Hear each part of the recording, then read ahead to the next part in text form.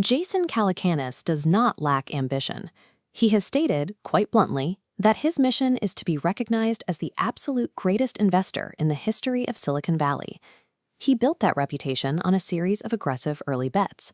Most notably, he turned a single $25,000 investment check into a payout worth more than $100 million.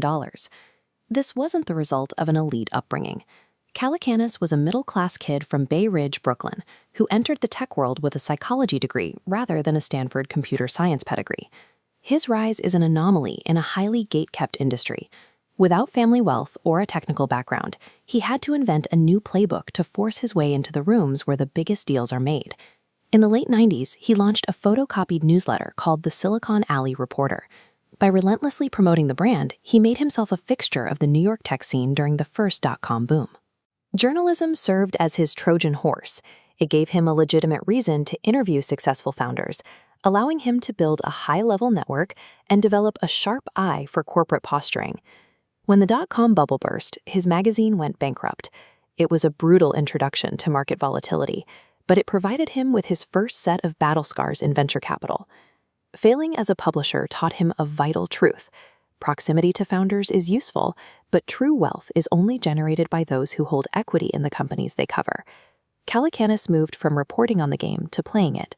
He founded Weblogs, a network of sites like Engadget that capitalized on the emerging Web 2.0 era of user-shared content. The gamble paid off 2 years later. He sold the Weblogs network to AOL for roughly $25 to $30 million. The exit revealed a core lesson in leadership. The relentless, often abrasive hustle required to start a company is very different from the political skills needed to manage one after a massive acquisition. He left the corporate environment shortly after. With millions in the bank, he finally had the capital required to stop building companies and start placing high-stakes bets on them. In 2006, he joined Sequoia Capital, a firm that helped define the venture capital industry on Sands Hill Road. His role as an entrepreneur in action gave him a direct view of the firm's deal flow. He mastered angel investing, providing early, high-risk capital long before traditional venture funds.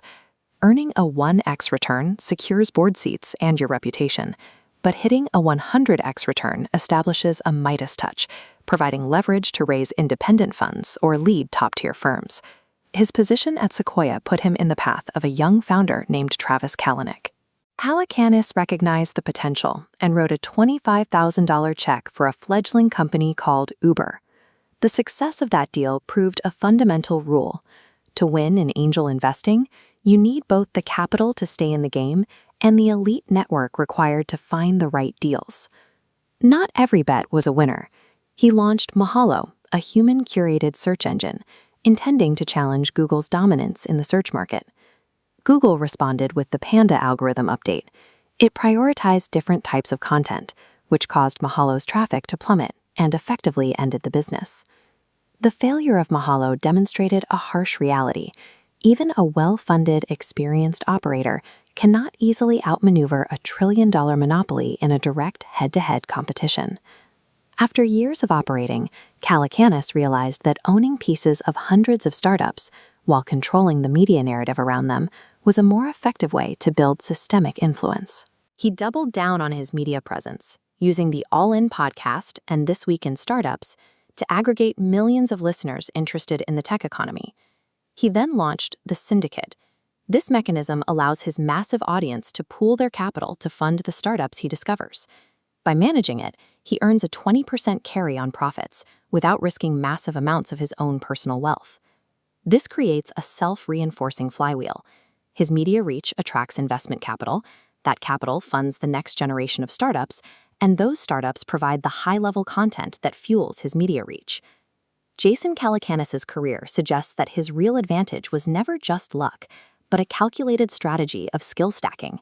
He identified necessary competencies, like media production, interviewing, and capital allocation, and worked to train each of them until he reached a high level of proficiency in all four.